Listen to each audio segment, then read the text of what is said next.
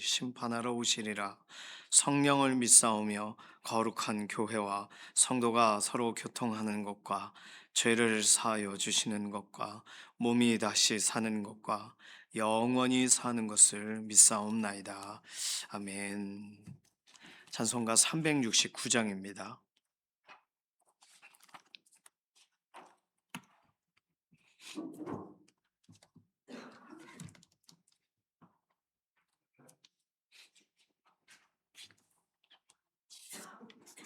찬송가 369장입니다. 죄짐 맡은 우리 구주 어찌 좋은 친군지,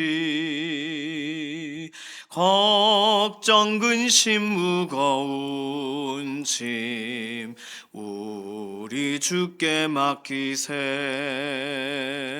주께 고함 없는 고로 복을 받지 못하네.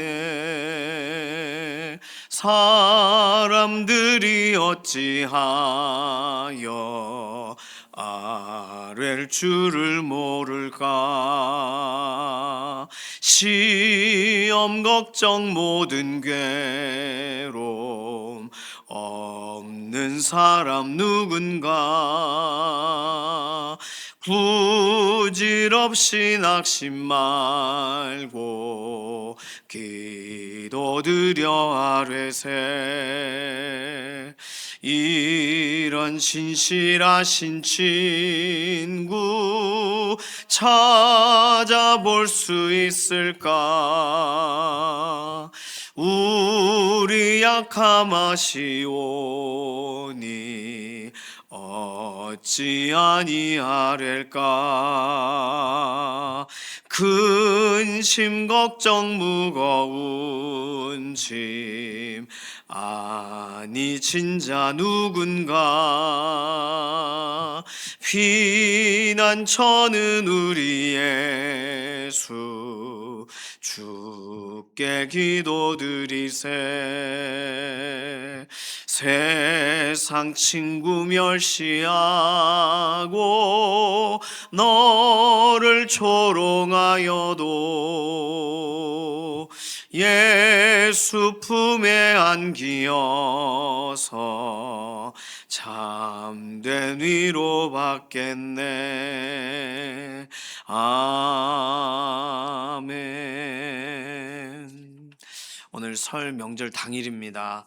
오늘 가정마다 예배가 다시금 세워지는 날, 하나님에 대해서 다시금 귀가 열리고 마음이 열려지는 날 되도록, 이미 신앙생활 하고 계시는 분들이라면 믿음 안에서 가족이 함께 만나고 서로 견고하게 하나님 은혜를 정말 더 사모하는 새로운 결단이 있는 날이 되도록 명절 당일 하나님의 특별하신 은혜를 각 가정에 구하는 기도가 필요하겠습니다. 특별히 명절이라고 할 때 가장 어려운 것은요, 최근에 이렇게 앞서서 먼저 가족 중에 한 분을 떠나보내신 그런 유가족 분들 명절 하나님께서 하나님 특별한 위로로 함께 하심을 드러내 달라고 기도하시는 거 필요하겠습니다.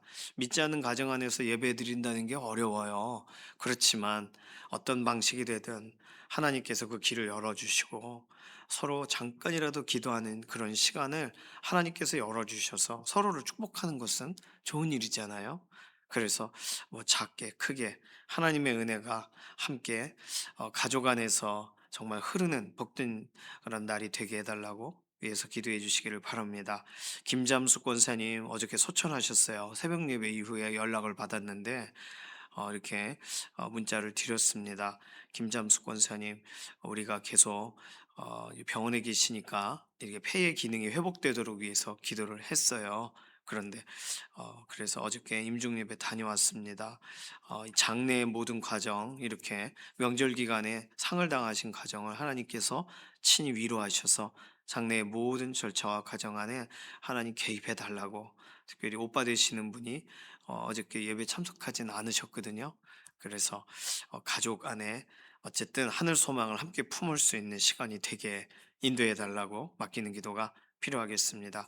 연약한 가운데 있는 교우분들 위해서 병원에 계시는 이인숙 권사님, 김명래 장로님, 이혜신 권사님 위해서 기도해 주시고, 회복을 위해서 이규희 장로님, 이미순 집사님, 주숙자 권사님, 임지연 집사님, 골절 관련돼서 정명자 권사님, 양선민 집사님 교회를 계속 못 오고 계세요. 회복을 위해서 기도해 주시고, 전영설 권사님, 지문길 권사님, 전순아 권사님 이렇게 연약한 육신에 온전한 회복이 되도록 이신영 자매님, 조성숙 성도님 하나님께서 그 의사의 진단을 넘어 온전한 회복이 되게 오늘도 연약한 동역자들 맡기는 기도 필요하겠습니다. 이런 기도 제목 가지고서 잠시 통성으로 기도하겠습니다. 살아계신 하나님 감사합니다. 설 명절을 맞이하게 하셔서 가족 안에 서로 왕래가 있게 하시고 서로 교제가 있게 은혜를 주셔서 감사합니다. 먼 곳 가까운 곳 함께 만나거나 서로 통화를 하거나 어떠한 방법이 됐어도 서로의 안부를 묻는 과정 가운데 하나님이 주시는 특별한 그런 복된 나눔이 있기를 원합니다. 믿는 가정 안에서 믿음이 통용되는 자리가 되기 원하고 다음 세대들이 함께 기도 가운데 세워지는 자리가 되기를 원합니다. 하나님, 믿어져야 되는 가족 식구들에게 하나님께서 이번 명절 기간 동안 오고 가는 축복의 언어들이 전달되어지게 하시고 하나님에 대해서 더 알게 되어지고 믿어지게 되는 역사까지도 하나님 막힌 문과 같은 담과 같은 것이 열려지는 역사를 이번 설 명절 기간 기도하고 간구하고 사모한 모든 믿음의 동역자들의 가정에 이루어 주시기를 원합니다. 특별히 최근에 상을 당하신 가정 하나님의 특별하신 위로로 이번 명절을 지나가게 하시고 믿지 않는 그런 다음 세대들에 대하여 정말 부모 세대가 마음껏 축복하여 그들의 삶의 방향들이 새로워지는 날이 되기를 원합니다. 상을 당한 가정이 있습니다. 하나님 위로하여 주시고 명절 기간에 정말 함께 기쁨으로 교제를 나누는 자리가 이렇게 또 상을 당하여 장래의 과정이 되었으니 하나님의 특별한 은혜를 더하시고 가정 안에 정말 하나님께서 위로하시는 위로로 덧입혀 주시기를 원합니다.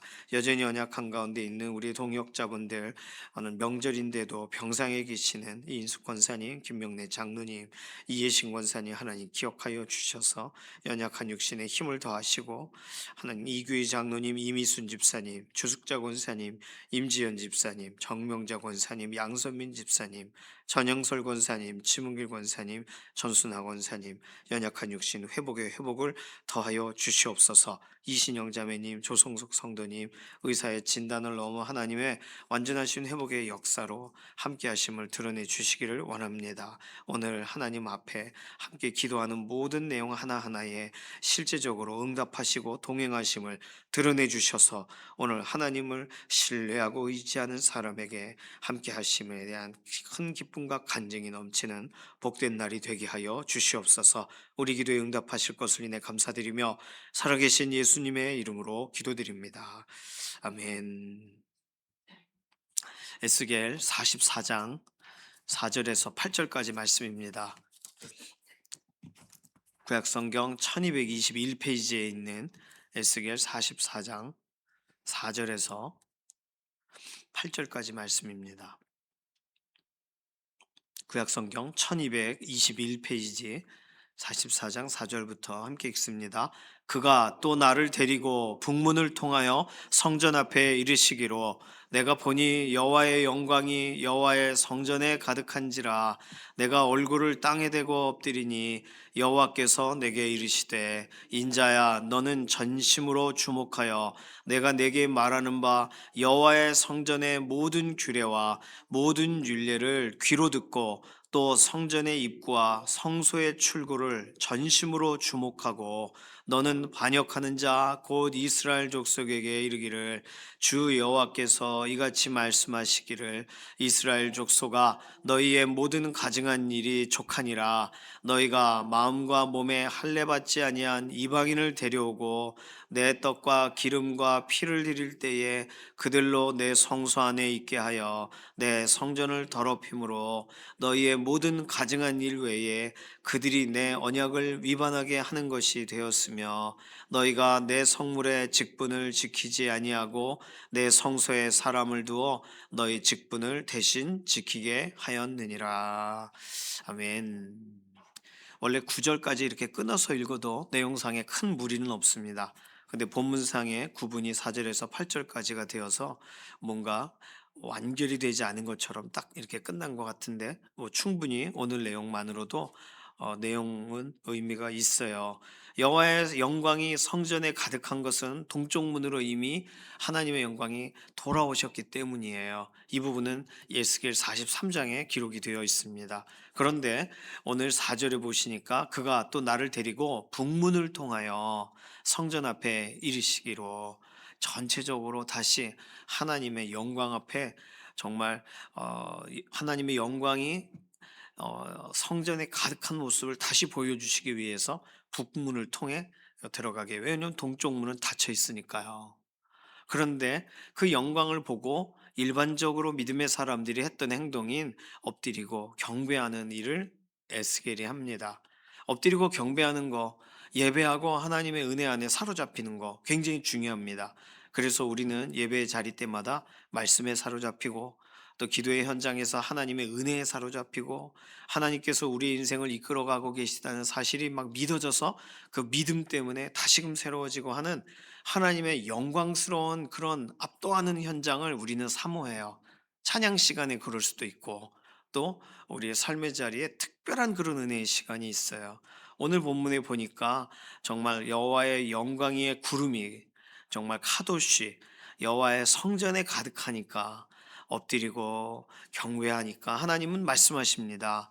여호와께서 내게 이르시되 인자야 너는 전심으로 주목하라. 뭘 주목하라고 하시는 거예요? 영광에 주목하라 그러세요? 오늘 본문에 보니까 그렇지 않아요. 여호와의 영광에 주목하라. 나의 이 영광은 세상에 크지 아니하냐, 이런 말이 아니라 너는 전심으로 주목하여 내가 내게 말하는 바 여호와의 성전의 모든 규례와 모든 율례를 귀로 듣는 것에 전심으로 주목하라. 그러니까 하나님의 영광 앞에 엎드리고 찬양하는 것은 우리에게 자동적으로 일어나는 일이에요. 그런데 하나님의 영광을 보라라는 초청은 없어요. 출애굽기 16장 7절에도 너희가 여호와의 영광을 보리니, 이런 약속은 있었습니다. 그리고 실제로 하나님은요, 모세에게 대면하시고 모세의 얼굴이 빛나게 됐던 어떤 날, 모세는 고린도후서 3장 13절에 설명하지만 자신의 빛난 얼굴에 주목하지 못하게 하려고 수건을 얼굴에 썼다, 이렇게 설명합니다. 이 잘못된 행동이 아니에요. 모세는 하나님의 말씀을 전달하는 그 부분에 자신의 얼굴 빛이 하나님을 만나 막 밝게 빛나게 되는, 하나님과 교제하고 대면하며 모세가 달라진 거죠. 은혜를 경험하는 거죠. 그런데 모세에게 그 얼굴이 막 빛나는 것에 사람이 와, 저 얼굴 막 빛나는 거 봐, 하나님의 영광을 막 경험했나 봐 하는 것에 집중하지 못하게 하려고, 왜요? 말씀에 집중해야 되니까. 그래서 얼굴에 수건을 썼단 말이에요. 물론 고린도후서 3장 18절에 가면 하나님은 그 수건 벗은 얼굴로 거울을 보는 것 같이 오히려 주의 영광을 보게 하시는 그런 은혜를 경험하게 하실 거라고는 설명합니다. 모세는 가렸지만 그 수건이 벗겨지리라 하시는 약속이 있어요. 그러나 중요한 건 그 본문들을 쭉 연결해 볼 때 주의 영광을 보라 뭐 이런 식의 내용이 없어요. 그 영광에 주목하는 게 목적이 아니기 때문입니다. 하나님의 영광은 안 볼 수가 없어요. 하나님의 영광의 그 음성은 안 들을 수가 없어요. 마지막 날 예수 그리스도께서 재림하시는 날, 지금까지 듣지 않았던 사람, 지금까지 보지 않았던 사람들이 보게 되고 듣게 될 것은 자명합니다. 그러니까 중요한 것은요, 영광을 보는 게 아니에요. 진짜 주목해야 되는 건 영광스러운 그 하나님이 무엇을 말씀하시는가에 주목하라는 거예요. 오늘 굉장히 중요한 본문입니다. 우리는요, 이 세상 살아가는 동안 우리 인생을 쭉 돌아보면 내게 경험되어진 것이 무엇인가, 그리고 뭐가 중요했더라 하고 적어보면 신기하고 놀랍고 간증스러운 이야기들이 많습니다. 그런데 그 모든 이야기가요, 그래서 하나님이 무엇을 말씀하셨는가가 빠지면 그냥 내가 만났던 사건과 경험했던 일에 불과한 거예요. 하나님이 빛이 있으라 그러면 그 얼마나 놀랍습니까? 깜깜한데 빛이 생기는 거 영광스러운 장면이죠. 그리고 하늘에 막 새가 날아라, 물속에는 물고기가 다녀라. 이거 말씀에 따라 막 생기는데 놀랍잖아요. 근데 그건 경배의 대상이 아니에요. 하나님이 말씀하시는 그 말씀이, 우리를 향하여 하시는 말씀이 우리가 진짜 엎드려야 되고 주목해야 될 내용이란 거죠. 자동적으로 예배하게 되고 자동적으로 경배하게 되는 일이 사실상 우리 가족에게 일어나면 좋죠. 우리 자녀들에게 일어나면 좋죠. 압도적으로 하나님이 나타나셔가지고 꿈에 나타나셔가지고 아이들이 막 놀랍고 이런 게 덜 떠는 거구나, 영광 앞에 떠는 거구나, 이런 걸 경험한다면 평생 잊을 수 없는 예배자가 되지 않을까, 우리는 그런 생각을 합니다. 그런데요, 아니요. 하나님의 영광에 압도돼도 다음날 이스라엘 백성들은 또 자신들의 가족, 친지가 어려움 당한 일 때문에 하나님 앞에 나와 모세를 힐난한단 말이에요. 그게 광야에서 일어난 일이에요. 압도 당한 다음날은 또 풀려요. 중요한 건 무슨 말씀을 하셨는가에 주목하라 입니다. 오늘 우리도 우리의 삶에 놀라운 광경을 볼 수 있습니다. 하나님의 은혜죠. 하나님의 특별하신 사랑하심이죠. 그리고 야, 내 평생에 또 봤으면 좋겠다 하는 놀라운 사건이 있겠죠. 그러나 하나님이 나에게 말씀하신 그 말씀에 더 집중하시기를 바랍니다. 영광은요, 당연하신 거예요. 하나님이 계실 때 그분이 나타내시고 그분이 보이시고 그분이 등장하실 때에 당연한 것이 영광입니다. 그러나 그 영광스러움이 우리의 인생 가운데는, 그래서 그 영광에 압도돼서 뭘 들었냐라고 결론이 딱 나와야 되는 거예요. 주목해야 될 것은 다른 데 있는 거죠. 오늘 하나님은요, 하나님의 말씀에 주목하라 그러셨습니다. 다른 말로 듣는 사명을 강조하시는 거예요. 내가 내게 말하는 바, 어떤 내용이에요? 첫 번째, 성전의 규례와 율례를, 이건 들으래요. 규례와 율례는 보는 게 아니에요. 듣는 거예요. 이렇게 이렇게 하라라는 명령을 듣는 거예요. 그리고 성전의 입구와 성소의 출구를 전심으로 주목하고, 그러면 이 얘기는 약간 복잡해 보이지만 어제 본문과 연관해서 보면 성소의 동쪽 문은 닫아라. 왜? 하나님이 계시니까. 이런 이야기들입니다. 이건 법도가 아니에요. 이거는요, 하나님이 실제로 보여주신 거예요. 그러니까 볼 것은 봐야 돼요. 성전의 입구와 성소의 출구를 전심으로 주목하여 보고라고 읽어도 다른 바가 아닙니다. 들을 때 하나님이 보여주시는 거, 들려주시는 거, 하나님께서 말씀하시는 내용 안에 들어있는 거, 이 부분에 우리는 전심으로 주목해야 된다는 거. 두 번째로 설명하고 있는 전심으로 주목해야 될 내용은 뭐냐면 6절에 너는 반역하는 자 곧 이스라엘 족속에게 말해줘라. 자, 내가 오늘 하나님의 말씀을 들었어요. 그러면 들은 다음에 야, 신기하다, 놀랍다, 그러고 들은 걸 담을 수 있어요. 말씀의 씨앗이 심겨질 수 있습니다. 그런데 그걸 전달해야 되는 씨앗이라면, 전달해야 되는 내용이라면 전해져야만 이 사명이 완결되는 거예요. 그러니까 너는 이스라엘 족속에게 말해줘라. 영광 가운데 나타나신 하나님이 정말 어떤 이스라엘 백성을 향한 복에 대한 얘기를 해주시면 좋고, 그들이 이러함에도 불구하고 나의 거대한 영광으로 너희를 완전히 압도하여 너희들에 대한 놀라운 일을 행하시겠다, 이러면 좋은데, 하나님은 하나님의 그 영광 앞에 이스라엘 족속에 지금까지의 가증한 일을 말하신다는 거예요. 그러니 오늘 이 순서들을 볼 때, 그렇다면 하나님의 영광스러운 등장 앞에 하나님이 하시는 말씀을 통해 그 말씀이 누구를 향하고 있는가? 결국은 하나님의 말씀에 등을 돌리는 자, 반역하는 자, 귀를 닫는 자들에게 이르기를 말해줘라, 이거죠. 두 번째 사명은 전하는 사명입니다. 듣는 사명, 그 다음에 전하는 사명. 뭘 전해야 돼요? 7절에 보니까 끝에 뭐 복잡하게 썼지만 위반하게 하는 것이 되었으며, 위반한 일에 대하여, 법을 어긴 것에 대해서 말해주라는 거예요. 이 내용을 보면 이방인이 하나님의 성소 안에 막 들어와 가지고 막 가증한 일을 했대요. 이게 무엇일까? 역사적으로 정확하게 뭐라고 따지기는 어렵습니다. 왜냐하면요, 지금 에스겔 44장은 어찌 보면 남유다 백성, 이스라엘 성전의 회복과 연관된 부분의 이야기니까 북이스라엘에 대한 이야기까지 연결해서 보기가 좀 어려워요. 북이스라엘은 이런 일을 많이 했죠. 예를 들어 레위 족속이 아닌 제사장을 세워가지고 북이스라엘의 제사를 침례하게 했단 말이에요. 말도 안 되는 일을. 그 얘기는 딱 맞아요. 그런데 이 예루살렘 성전에서 일어나는 일이라고 본다면 7절은 약간 애매하다는 거예요. 북이스라엘 얘기가 아닐 거니까. 그럼 예루살렘 성전에서 이방인이 마음대로 들어왔던 건 뭘까? 레위기 8장에 하나님 성물을 지키는 부분에 대해서 레위기 22장 할례 없는 이방인들이 성소에 들어오는 것을 금하는데, 열왕기 하 11장에 이방인 중에 호위하는 사람들이 또는 물을 깃는 사람들이 뭐 이런 식으로 성소의 일에 합류하게 된 일들, 그걸 말하시는 걸까? 학자들은 이 부분에 복잡한 마음을 갖습니다. 7절. 그런데 중요한 거는요, 어쨌든 간에 하나님은 하나님의 영광에, 하나님의 그 성전 안에서 진행돼야 될 하나님의 법도대로의 일이 아닌 어떤 일에 관하여 하나님을 지금 설명하고 계시다는 거예요. 이것을 보완해 주는 구절은 8절입니다.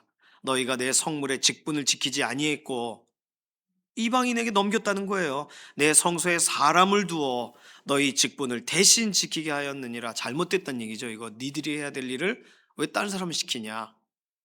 그러니까 7절은 위반한 일에 대한 거고 8절은 지키지 않은 일에 대한 거예요. 성경 표현 그대로 직분을 지키지 아니하고.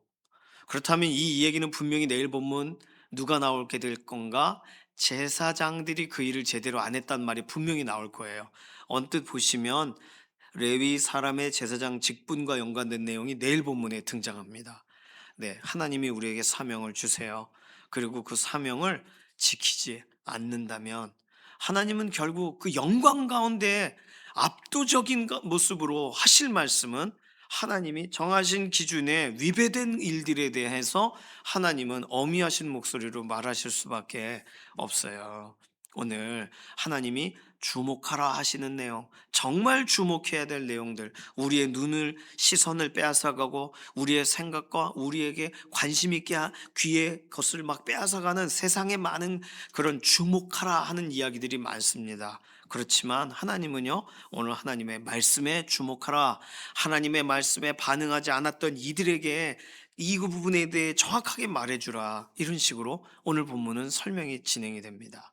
오늘 이것을 명절과 연관돼서 어떻게 적용할 수 있을까요? 우리 가족을 향하신 하나님의 말씀에 주목하는 특별한 설 명절 당일 되시기를 소망합니다. 그리고 우리 가족이 거울 같으신 하나님의 말씀에 자신을 비춰보게 하는 그런 특별한 명절의 날이 되기를 소망합니다. 좋은 덕담이 오고 가면 좋죠. 그러나 덕담은 우리가 미래적인 축복이죠. 그렇지만 덕담 전에 해주셔야 될 말이 있어요. 이러이러한 부분에 대해서 하나님의 마음에 비추어 생각해 볼 때, 말씀에 비추어 생각해 볼 때, 어떻게 살았던 것 같니? 물어보셔야죠, 가족들에게.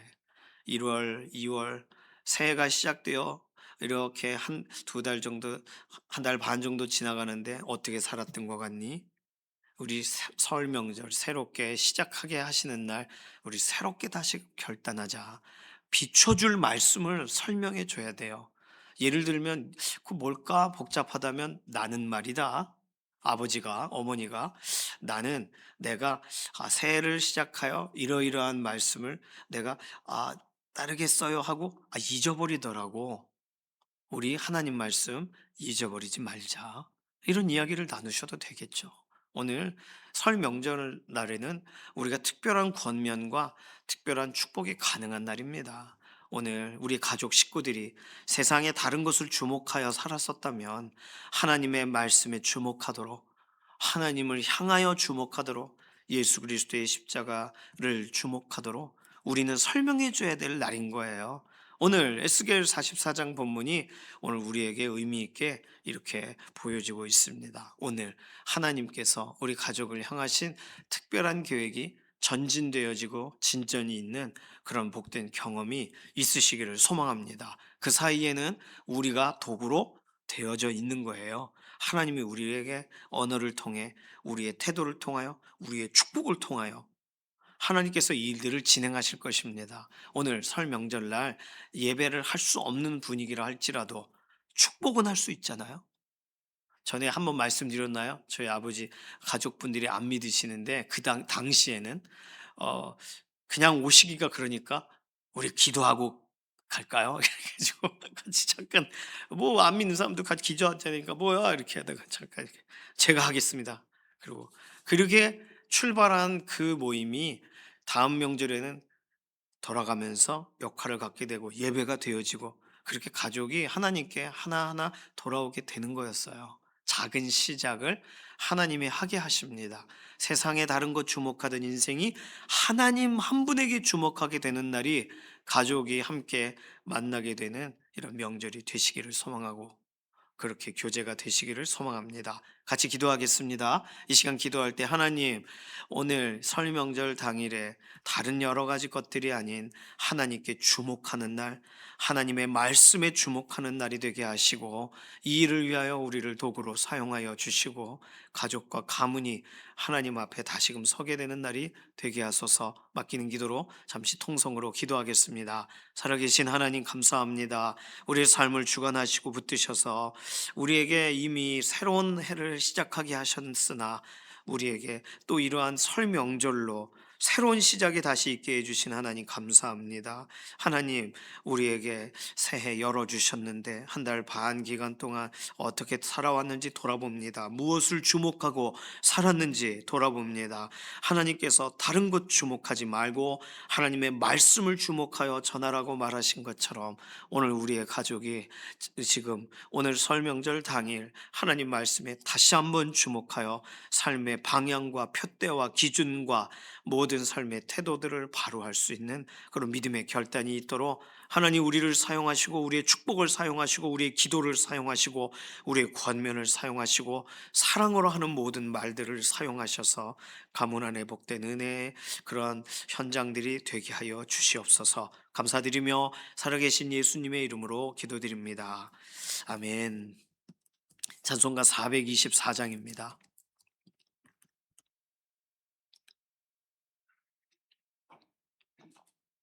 오늘 김잠수 권사님 그 입관이 10시예요. 오후에 입관이셨으면 좀 더 많이 좀 가시자고 말씀드릴 수 있을 것 같은데 10시에 입관을 하시기 때문에 11시에는 입관 예배가 진행이 돼야 됩니다.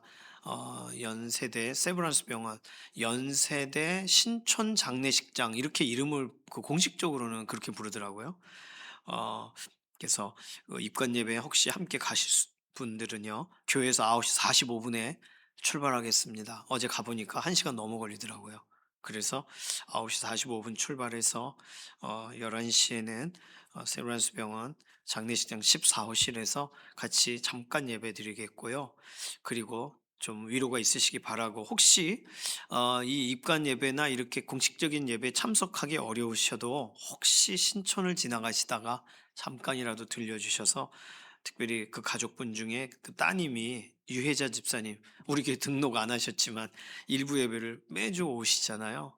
그 어머님 모셔드리고 그리고 본 예배는 또 집사님은 그 교회를 다니시는 교회를 가셨었는데 우리 교회 어머니 아프셔서 김잠수 권사 입원하신 다음에도 우리 교회 일부 예배를 늘 오셨어요. 음, 많이 어저께 많이 우시더라고요. 너무 많이 참 설 명절 순서지 주일날 나눠드린 거 가지고 권사님께 가셔가지고 이렇게 읽어드리고 이렇게 하고 기도하고 그리고 오셨는데 월요일 새벽에 돌아가신 거예요. 그러니까 뭐 전혀 그래서 좀 가족을 위로해 주시기 좀 했으면 좋겠고 함께 가실 분은 9시 45분 교회에서 출발하겠습니다. 병원으로 직접 가실 분들은 11시에 입관 예배 가능하신 분들 어려우신 분 많이겠지만 참여해 주시기를 바랍니다. 내일 광고도 잠깐 드리면 내일은 발인이 8시 30분이에요. 그래서 발인 예배는 8시에 해야 돼서 내일 수요기도 원래 제가 담당인데 조영준 목사님한테 수요기도 인도를 좀 부탁을 했습니다. 함께 또 가실 분들은요 교회에서 6시 반에 출발해서 1시간 반 전에 좀 출발하려고 합니다. 그래서 뭐 입건 때 혹시 함께 못 하신다면 발인 때라도 좀 함께 하셔서 성도의 위로가 있으시기를 바랍니다. 찬송가 424장 1절하고 4절 부르겠습니다. 아버지여 나의 마음을 맡아 주관하시고 완악하고 교만한 것 변케하여 주소서. 구세주의 흘린 피로 죄를 씻어 주시고 성령이여 하늘길로 나를 인도하소서. 아멘. 주님께서 가르치신 기도합니다. 하늘에 계신 우리 아버지여, 이름이 거룩히 여김을 받으시오며 나라에 임하옵시며 뜻이 하늘에서 이루어진 것 같이 땅에서도 이루어지이다. 오늘날 우리에게 일용할 양식을 주옵시고 우리가 우리에게 죄 지은 자를 사하여 준 것 같이 우리 죄를 사하여 주옵시고 우리를 시험에 들게 하지 마옵시며 다만 악에서 구하옵소서. 나라와 권세와 영광이 아버지께 영원히 있사옵나이다. 아멘.